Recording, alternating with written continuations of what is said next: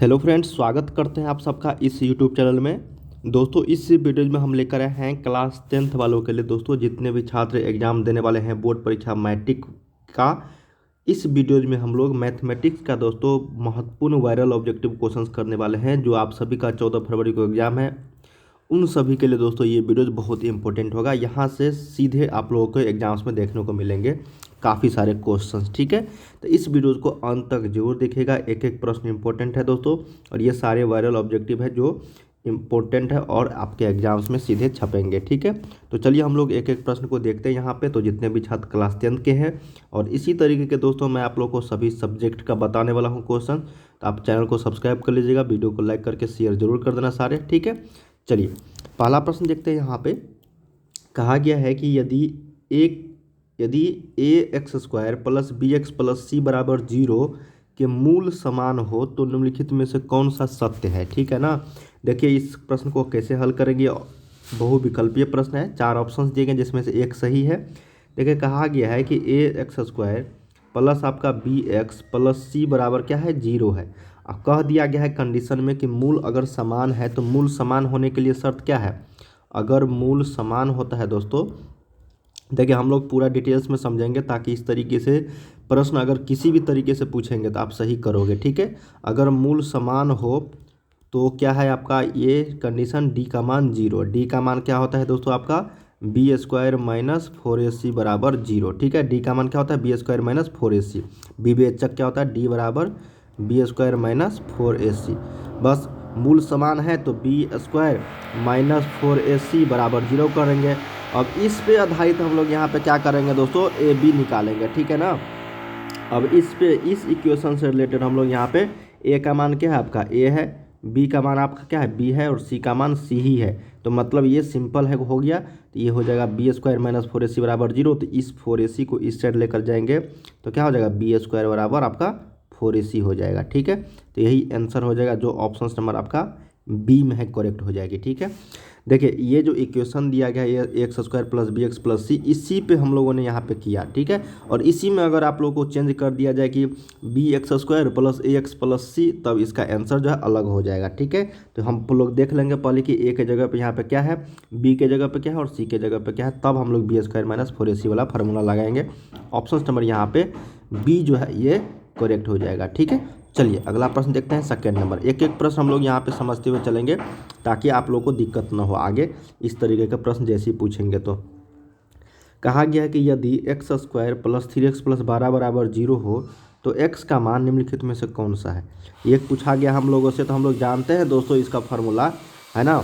इसको मान निकाल लो पहले, x का मान यहाँ से गुणनखंड विधि से। तो ये आपको क्या हो जाएगा, एक्स स्क्वायर प्लस 3x और ये प्लस 12 है आपका, ठीक है, बराबर 0 है।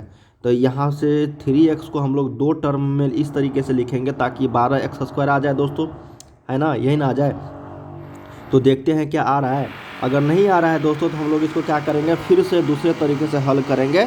यहाँ पे देखो फार्मूला जानते हैं दोस्तों, x का मान हम लोग minus B plus minus root under में बी स्क्वायर माइनस 4ac और बटा में 2a। ठीक है, इस पे हम लोग क्या करेंगे, a का मान रखेंगे, यहाँ पे 1 है, b का मान यहाँ पे 3 है, और c का मान यहाँ पे 12 है। ठीक है, इसमें अगर हल करेंगे दोस्तों, यहाँ पे -3 रखेंगे, फिर प्लस माइनस रूट अंडर में बी स्क्वायर, तो बी स्क्वायर 9 माइनस 4ac कितना हो जाएगा, 4 12 चौका 48।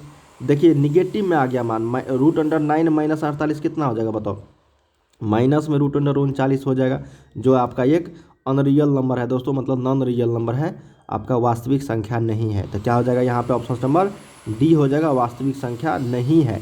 क्या है, वास्तविक संख्या नहीं है इसका मूल। ठीक है, एक्स का मान। तो इस तरीके से हम लोगों ने हल किया दोस्तों, तो सही उत्तर क्या हो जाएगा, 2 का डी। चलिए थर्ड नंबर देखते हैं। कहा गया है कि एक वृत्त की परिमाप एवं क्षेत्रफल अगर बराबर हो तो वृत्त की जो त्रिज्या होती है वो क्या होती है। जब एक वृत्त का परिमाप है ना और क्षेत्रफल अगर बराबर हो, मतलब 2πr बराबर आपका πr स्क्वायर हो, तो वृत्त की जो त्रिज्या होगी वो क्या होगी। तो देख लेते हैं दोस्तों, यहाँ से देखिए, यहाँ पे एक आर है, पाई से पाई गया आपका, और यहाँ से एक आर है, तो यहाँ से 2 आर है, तो एक आर चला गया, तो बचा क्या, आर बराबर 2। तो यही हो जाएगा आर बराबर 2 इकाई। तो सही उत्तर क्या हो जाएगा यहाँ पे, 3 का ए 2 मात्रक हो जाएगा। सिंपल है, ये परिधि था, मतलब परिमाप था, परिधि को ही हम लोग परिमाप बोलते हैं। और ये आपका क्या था, क्षेत्रफल था। ठीक है, तो इस तरीके से हम लोगों ने यहाँ पे r का मान 2 निकाला, त्रिज्या का मान। चलिए नेक्स्ट है 4th नंबर। कहा गया है कि 2, 3, 4, 5, 6 के माध्यिका होंगे। अब माध्यिका हम लोग क्या बोलते हैं दोस्तों, बीच वाला संख्या। ठीक है ना, तो बीच में कौन सा संख्या है, देखो 2 है आपका, यहाँ पे 3 है। एक लाइन से लिख देंगे, मतलब इसको आरोही क्रम में। ठीक है ना, आरोही का मतलब जो सबसे छोटा है उसको पहले, लास्ट में जो बड़ा होगा उसको लिखेंगे। तो 2, 3, 4, 5, 6 ये ऑलरेडी आरोही क्रम में लिखा गया है। तो अब हम लोग क्या करेंगे, इधर से देखेंगे 1, 2, 3, फिर 1, 2, 3, तो ये बीच में आ रहा है, तो यही हो जाएगा आपका मीडियन, मतलब माध्यिका हो जाएगा। ठीक है, तो ऑप्शन नंबर यहाँ पे क्या हो जाएगा, 4 का सी करेक्ट हो जाएगी।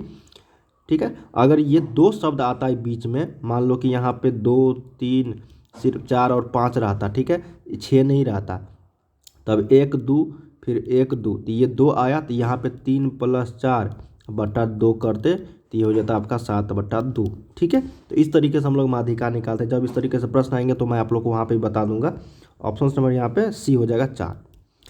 5th नंबर है कि वृत्त की सबसे बड़ी जीवा को हम लोग क्या कहते हैं।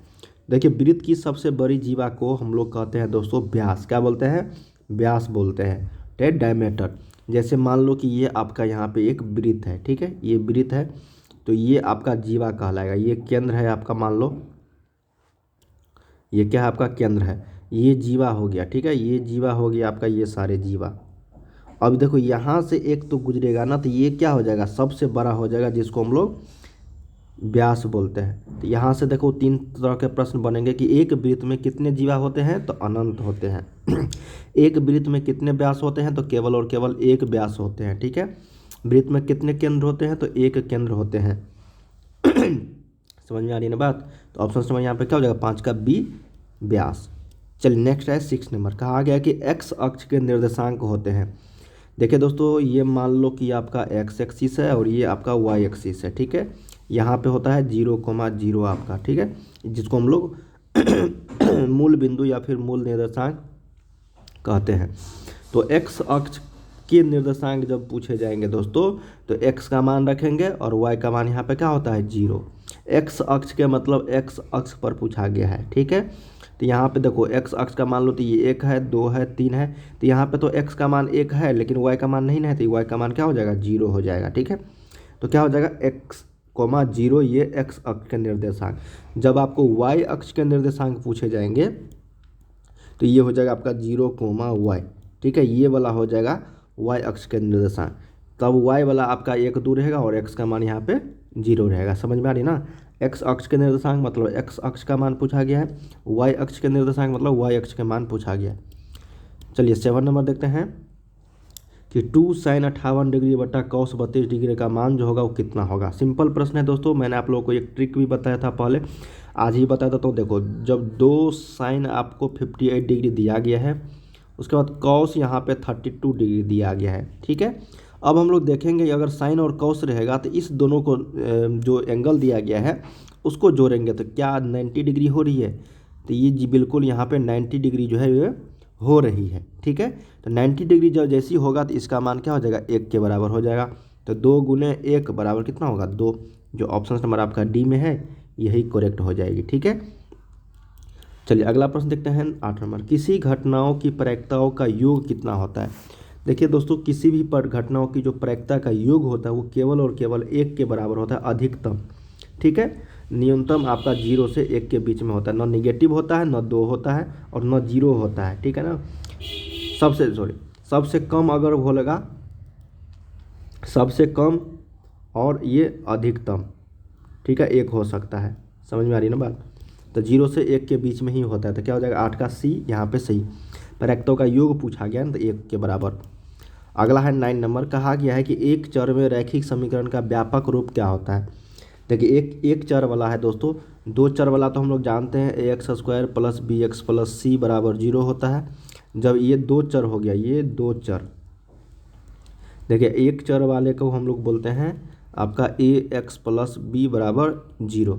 इसमें आपको एक ही चर है, ठीक है ना, पावर 1 है, जिसमें पावर यहाँ पे सही उत्तर क्या हो जाएगा, एक चर में रैखिक समीकरण ax + b बराबर 0। ठीक है, तो सही उत्तर यहाँ पे क्या हो जाए, ax बराबर b नहीं, ax बराबर अगर माइनस लगा रहता तब ये हो जाता। ऑप्शन नंबर यहाँ पे 9 का ए सही उत्तर हो जाएगा। अगला प्रश्न है कि रूट अंडर 3 सेक थीटा बराबर 2, तो थीटा का मान क्या होगा। ये फार्मूला बेस्ड प्रश्न है दोस्तों, इसको याद करना होगा मान।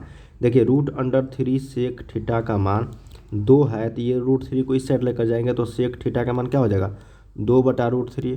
2/√3 हम लोग जानते हैं दोस्तों 30 डिग्री का मान होता है। अगर उसको उल्टा करेंगे कॉस थीटा में तो ये हो जाएगा √3/2। अब √3/2 कॉस थीटा में क्या होता है बताओ, 60 डिग्री के बराबर होती है ना 60 डिग्री के बराबर। तो इसलिए यहाँ पे ऑप्शन नंबर बी हो जाएगा 30 डिग्री। ठीक है, ये सिंपल प्रश्न था, मतलब इसका मान ट्रिग्नोमेट्री रेशियो के बराबर था। ट्रिग्नोमेट्री टेबल आप लोग पढ़े होंगे, उस पर आधारित ये प्रश्न था। तो 10 का सही उत्तर क्या हो जाएगा बी यहाँ पे। दोस्तों हम लोगों ने यहाँ पे टोटल प्रश्न किए हैं 10। ठीक है, इसी तरीके से हम लोग काफ़ी सारे इंपॉर्टेंट क्वेश्चंस करेंगे आप सभी के लिए। 10 का मतलब हुआ दोस्तों कम से कम 20 से 30 मार्क्स, क्योंकि एक ही तरीके का आपको 2 से 3 प्रश्न देखने को मिलेंगे। मैंने एक एक करके आप लोग को एक एक प्रश्न बताया है। इसी तरीके के काफ़ी सारे प्रश्न सेम टू सेम रहने वाले हैं, सिर्फ अंक चेंज किए हुए। तो चलिए हम लोग मिलते हैं अगले वीडियो में। चैनल को सब्सक्राइब कर लीजिएगा, बेल आइकन को प्रेस कर दीजिएगा। मिलते हैं हम लोग, बाय बाय। सभी को तैयारी करते रहिए आप लोग, ठीक है।